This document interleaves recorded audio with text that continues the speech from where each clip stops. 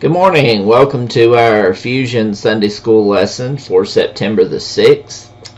Welcome to a new quarter. Hope you were able to pick up your Sunday School materials. We will be having our online Sunday School at least part of the month of September, if not all of the month of September. So I hope you have your materials. This is the Fusion Family Magazine. It's a little bit larger this month. It's not the size of the devotional that you had before, but it's very much like the devotional. It's got some great articles in it. I hope you will take a look through there. Several featured stories, how to talk with your child about gender. Very important. Enough with the encouragement, the value of being heard. Jesus is the bad, the ugly, and the good. So some really good articles in our devotional guide for this month. I hope you take advantage of this magazine throughout the quarter, the next 3 months. It's set up so that we do the lesson on Sunday, and then you have 5 days worth of devotionals to do after the lesson, and then the articles are intermixed throughout the magazine. So I hope you take advantage of that. It's a really good resource to have. Also in your packet that we'll put together for you to pick up at church is Culture Watch. It's a little brochure. Please read through it. It's got some interesting information on it that I think will be very helpful to you. Starting this quarter, we don't have a unit theme. In the past, we would have a unit theme, and that would be for a month, and then it would change for a month and then change. So starting this month, we don't have a unit theme. They may bring that back later, but as of this month, we don't have a unit theme. Today's lesson is how it all began. And of course, that's from Genesis chapter 1. We'll be reading there in our lesson today. We can't study creation enough. After going to the Creation Museum, created by Ken Ham and his associates, and touring the Ark, it has really opened my eyes to the creation as being a literal 6-day creation, that God interacted with the world to create it as we know it. And it's important to believe a literal 6 days of creation. You say, well, that goes against all the science out there. No, it does not necessarily go against the true science that is out there. Carbon dating, there are some flaws to carbon dating. And so things that would appear to be millions and millions of years old may, in actuality, not be millions and millions and millions of years old. They were created by God in a literal 6 days. I try not to hammer that too much, but it's important because our kids are getting so much other information through evolution and all these other studies that are out there, and information that's being presented to them in their textbooks as fact, which in fact is still just theory. One person's opinion of how things have happened is not truly fact. Now, our kids have to pass tests at school, so I don't advocate parents running to the school and trying to yank evolution out of the curriculum, but I do think we need to teach our kids the truth, give them the information that we have available to us to the best of our ability. If you have time to plan a vacation to the Ark and to the Creation Museum, I encourage you to do so while your kids are little, so they can get good positive images in their minds, good truthful information before the world packs them full of all this other nonsense and garbage. The family theme, of course, today is God created all things. The study text is Genesis chapter 1 through chapter 2, verse 3. We don't have the home handout anymore. Of course, since we've been in COVID lockdown, we've not been passing that out. I'll try to make some copies of the next few weeks, but we have a new handout that you will be getting in your packet. It's D6 Every Day, and it's called a parent page. It's for parents of any children, whether they're adopted children, whether you're a guardian over the children, whether you're a grandparent raising your children, or a parent.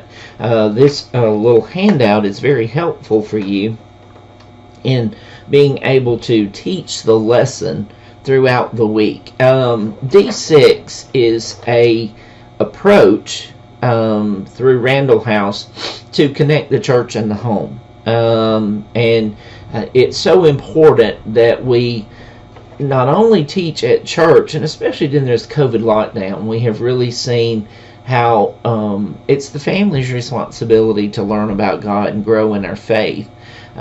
We do that by educating our children about Christian principles, things that are important, things that God has said, the Bible, learning Scripture. All these things are important on a home front. And then what the church does just encourages that further and allows for a place for them to live out their faith and to participate with other Christians and grow and to participate with other kids. So D6 Everyday Parent Page, I hope to make these available to you so that you can follow up with your kids over the week after our Sunday school lessons so that they can process the information and really truly apply it to their lives and to your lives. So we'll try to make that available to everyone. We have a challenge for this particular lesson for the week, and that challenge is to memorize Genesis 1 and 1. If you as an individual do not know Genesis 1 and 1, I encourage you to memorize Genesis 1 and 1. And then I encourage you to help your kids memorize Genesis 1 and 1. This is the first verse of Scripture in the entire Bible, and to some degree lays the foundation for our Christian worldview. Without a true appreciation for this first verse in the Bible, you cannot have a Christian worldview. Nothing else will fall into place. Genesis 1 and 1 says, in the beginning. So when it all started, in the beginning, God created the heaven and the earth. That should say everything to me and you. In the beginning, so when it started, God created the heaven and the earth. Everything I can see and things I cannot see with my naked eye, things that I have to have a telescope to see or a rocket launched into space to send back pictures, everything in the universe, everything on this planet, everything that exists, God created. Therefore, God is in control of everything. Do you see how this one little tiny verse in the beginning of the whole Bible sets the stage for our Christian worldview? And if you cannot accept this first verse, then there's no sense in reading anything else. If you cannot accept that God created, then you cannot accept God. And that's just the truth. If you cannot accept this verse, then you cannot accept the rest of the Bible. So I encourage you, memorize this verse. Memorize it with your kids, and send me a little video clip of your kids reciting this verse. I think that would make for a neat video sometime that we could use at church. So if you are able to do this, memorize it yourself. Say it to the camera and then have your kids say it. I think it would be fun. Key truth. Our lesson is set up a little differently. Normally we'd have section 1, 2, 3, or 4. But in this new format, we have 2 truths for today. And I think that's kind of neat. God is the designer and creator of all things. Now I've already said this, and I want to highlight the word designer. What are things that are designed? You might design a building, and then an architect might design the building, and then contractors build it. You might design a car or a watch or a camera. These are things that are designed.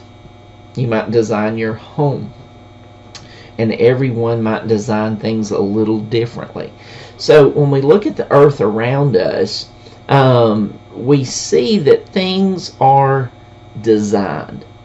An eyeball is designed. It could not have evolved. At some point along the way, one little missing link and an eyeball would not work correctly. So it's designed. And if there is a design, then you would naturally believe there is a designer.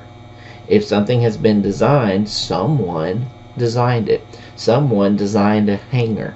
Someone designed a commode. Someone designed a car. There are designers out there that design things. This camera that is recording my conversation right now was designed by someone. This computer was designed. So no matter what there is in life, it was designed by somebody. You can point back to someone who designed it. And so when we look at the earth, someone designed it. It didn't just happen to be here. So evolution gives us the sense that things just happened. Well, I've heard many people say you have to have more faith to believe there's not a God than you do to believe there is. So things didn't just happen by chance. Genesis 1:1, in the beginning God created the heaven and the earth. So God set it all in motion. Verse 2 says, and the earth was without form and void, and darkness was upon the face of the deep, and the Spirit of God moved upon the face of the waters. So there was just a void, a dark void, a collection of mass that God acted to create. But there was nothing there. It's kind of like a dark blank canvas. So on day one, in verse 3, and God said, let there be light, and there was light. So out of darkness, God created light to separate the darkness from the light. And God saw the light that it was good, and God divided the light from the darkness, and God called the light day, and the darkness he called night. And the evening and the morning were the first day. So on the first day of creation, God created the heaven and the earth. There was total darkness upon the structure that he had created. So he created light, and he created the darkness to separate light from darkness. And he called the light day, and he called the darkness night. So that was the first day. On the second day, and God said, let there be a firmament in the midst of the waters, and let it divide the waters from the waters. And God made the firmament, and divided the waters which were under the firmament from the waters which were above the firmament. And it was so. And God called the firmament heaven. And the evening and the morning were the second day. So on the second day, God created the atmosphere around the earth to support life. He had first created the heaven and the earth, and then he created the light and day, and now he's creating the atmosphere. And the heaven here is the atmosphere around the earth. The heaven and the earth in verse 1, I believe, is the literal heaven and earth, the place where God dwells and the place where you and I dwell.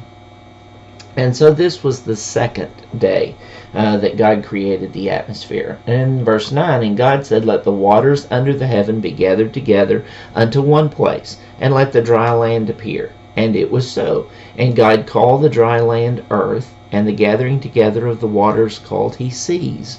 And God saw that it was good. And God said, let the earth bring forth grass, the herb yielding seed, and the fruit tree yielding fruit after his kind, whose seed is in itself upon the earth. And it was so. And the earth brought forth grass, and herb yielding seed after his kind, and the tree yielding fruit, whose seed was in itself after his kind. And God saw that it was good. And the evening and the morning were the third day. So on day 3, God created a separation in the waters, and this became dry land, or earth. And then earth began to bring forth seed, herbs, grass, trees, the things that would be needed to sustain life. And God brought forth these things. And this was the third day. And God said on the 4th day, and starting in verse 14, and God said, let there be lights in the firmament of the heaven to divide the day from the night, and let them be for signs, and for seasons, and for days and years, and let them be for lights in the firmament of the heaven to give light upon the earth. And it was so. And God made 2 great lights, the greater light to rule the day, and the lesser light to rule the night. He made the stars also, and God set them in the firmament of the heaven to give light upon the earth, and to rule over the day and over the night, and to divide the light from the darkness. And God saw that it was good. And the evening and the morning were the 4th day. So on the 4th day, God created the sun, the moon, and the stars. The things that you and I see as we look up through the heavens into the sky. He created all the stars. He created the moon and the sun. And he created seasons and time as the sun would make its way around the earth, which the earth goes around the sun, but the idea of there being daytime and nighttime is what I was referring to. The sun would rule the day, the moon would rule the night, and this is the 4th day. And then in verse 20, God said, let the waters bring forth abundantly the moving creature that hath life, and fowl that may fly above the earth in the open firmament of heaven. And God created great whales, and every living creature that moveth, which the waters brought forth abundantly after their kind, and every winged fowl after his kind. And God saw that it was good. And God blessed them, saying, be fruitful and multiply, and fill the waters in the seas, and let fowl multiply in the earth. And the evening and the morning were the 5th day. So now on the 5th day, God creates the birds and the fish, basically. The animals that are in the sea, the fish, the whales, all these things God created, the fowls and the fish on the 5th day. Now moving into the 6th day, and God said, let the earth bring forth a living creature after his kind, cattle and creeping things, and beasts of the earth after his kind. And it was so. And God made the beast of the earth after his kind, and cattle after their kind, and everything that creepeth upon the earth after his kind. And God saw that it was good. So on the 6th day, God created the animals, all the creeping things, everything that we see upon the face of the earth. God began to create these beasts, that they would be upon the earth. And then he goes on to create man, and we'll get to that in a moment. But I wanted to throw up this chart. This is from AnswersInGenesis.com, 2004, and it's called The Days of Creation in Genesis 1. On day 1, God created the heaven and the earth. And there was darkness and it was void. On day 2, God created light. On day 1, and God created light, and the darkness was there, and light invaded the darkness, and there was a separation between light and darkness, day and night. On day 2, God created the atmosphere above the earth to support life, to give us the oxygen and the protection from the rays of the sun that we needed in order to sustain life upon the earth. Now, scientists would have you to believe that the atmosphere just came into being all of its own, and that it was this planet just happened to be able to support life. If God had not created this atmosphere around the earth, it would not support life. And it would not protect us from the sun. So a lot went into this day too, God creating the atmosphere around the earth so that it could sustain life. Day 3, dry land and plants came into existence. Herbs, things that vegetation that the animals would be able to eat, and shelter under and by. So this food source was created on day 3. Now on day 4, God created the sun and the moon and the stars. Now there was already day and night, but God created the sun and the stars and the moon to give light and to guide the people upon the earth. The sun would govern the day, the moon would govern the night, the stars would line up so that we could navigate on the ocean and on land. So God put those things, and also so that we would have time and seasons and a means of keeping track of the way time was progressing. So all that was on day 4. On day 5, God created the sea creatures. Fish is one easy way to say all sea creatures, and the fowls of the air, the birds. And that's lumping all the fowls of the air and all the fish into one category. But they were made on day 5. And then on day 6, God made the animals. Everything that would creep upon the earth, God made, to include man. And so we'll get into that in just a minute. This is a nice, friendly little chart that if you want to screenshot it and show it to your kids or go over it with your kids, it's a really great visual to use to see what was created on what day. And in your activity sheet, it actually talks about maybe making a poster and put it in your house for a while. You can clip things out of magazines or whatever to put together the days of creation, and it'd be a fun little activity for you to do with your kids.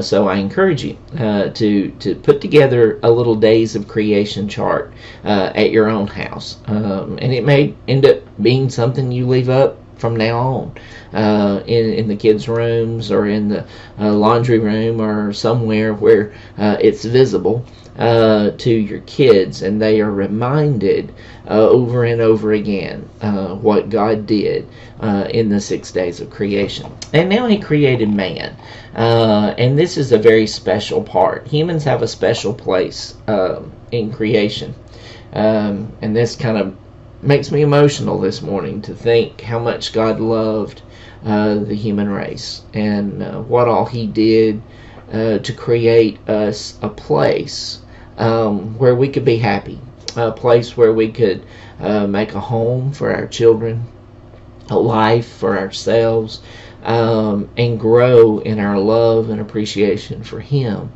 Folks, heaven's going to be so wonderful. This is what God intended for us as human beings, is to be in fellowship with Him and to share in the beauty of His creation. So in Genesis chapter 1, verse 26, and God said, "Let us make man in our image." Who is the us? Here He's in the company of the angels. He's in the company of Jesus, His Son. He's in the company of the Holy Spirit.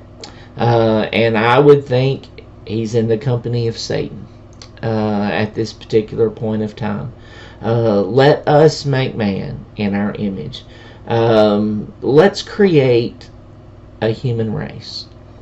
Let's create a group of people that will have fellowship with us because they choose to.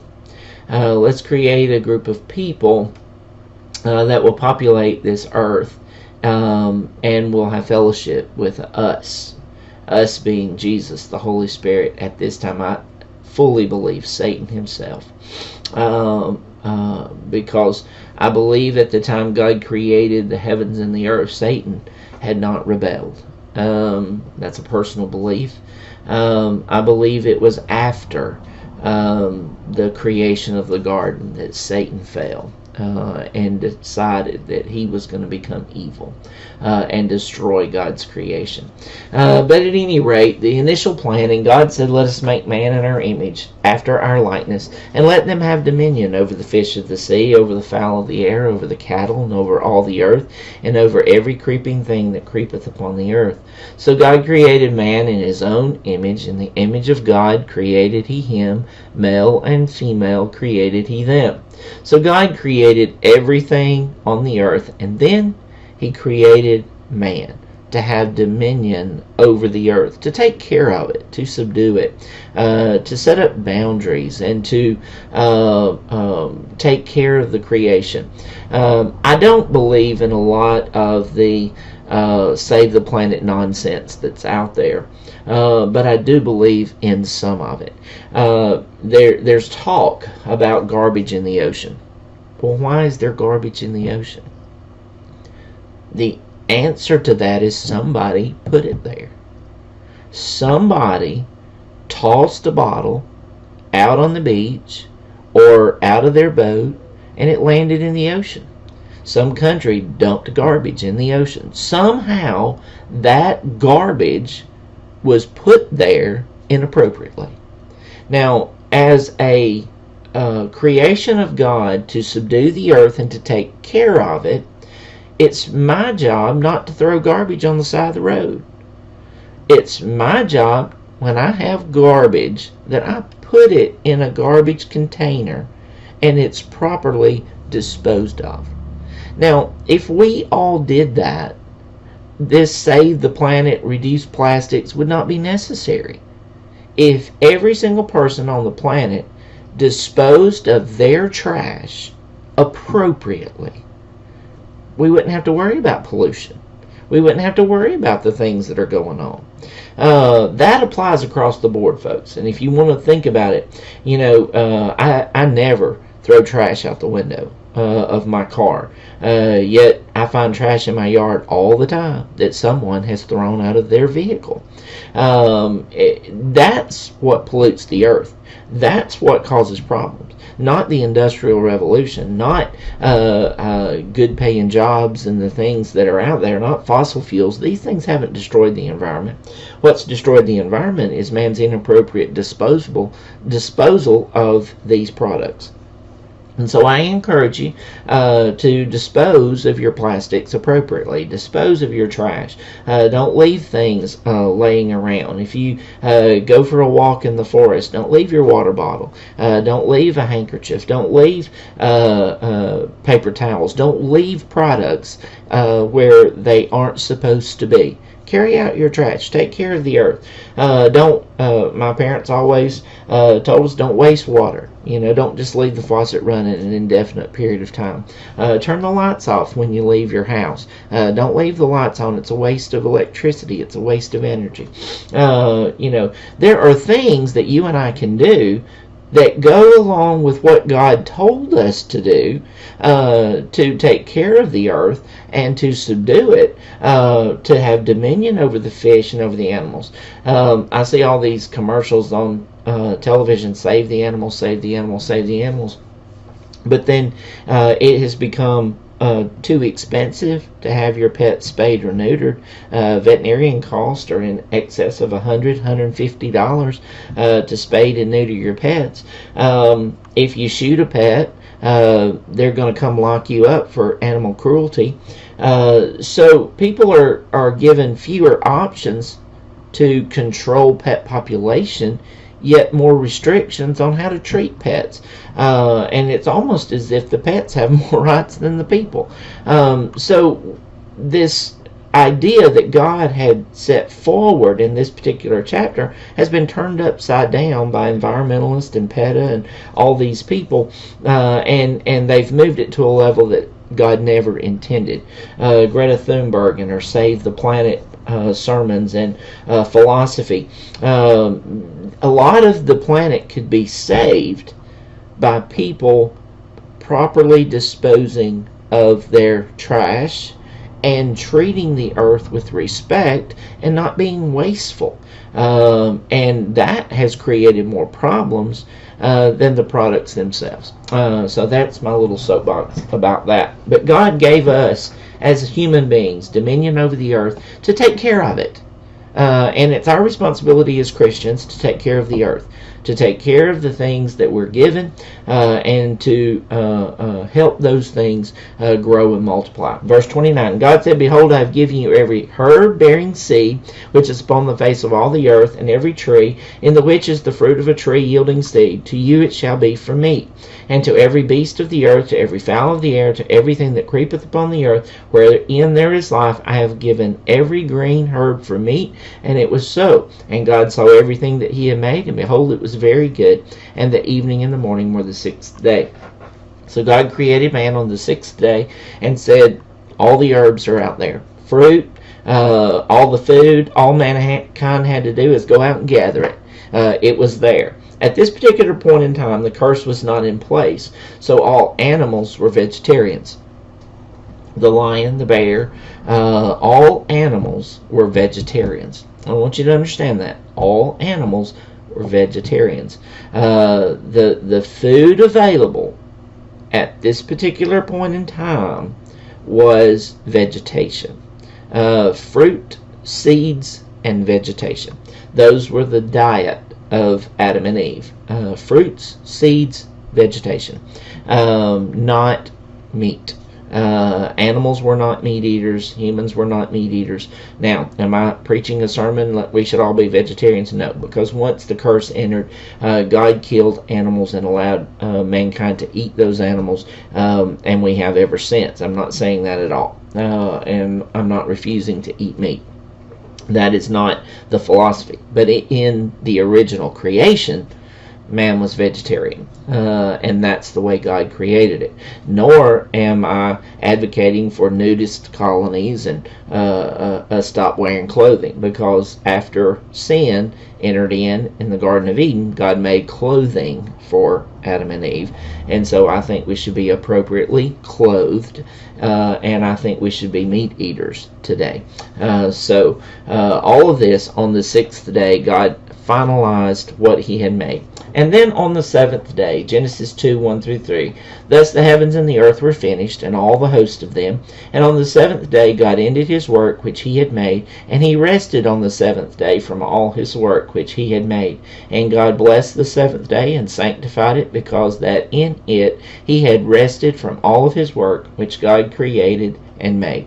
So in 6 days, a wonderful creator designed an incredible earth and an incredible universe for you and I to enjoy, for you and I to love and to cherish and to respect and to take care of, and to have fellowship with him. The Bible goes on to say, and we may read it later, I may be foreshadowing a future lesson, but God walked with man in the cool of the day. God visited man on a daily basis and communed with man and had conversation with man. That's the intent of God. He created the heavens and the earth, and then he put us on it so that we would have a place to grow and learn and to serve him and to be what he would have us to be, and to one day make heaven our home. So I hope you enjoyed the study over the next month. Like I said, we'll be letting everyone know when we can start Sunday school back. School seems to be going okay so far. I'm praising God for that. Please keep praying. If all goes well, we'll be back in Sunday school very soon. But in the meantime, I hope you join us for our Sunday morning worship at 10 o'clock, and I hope you have a great day. Thank you.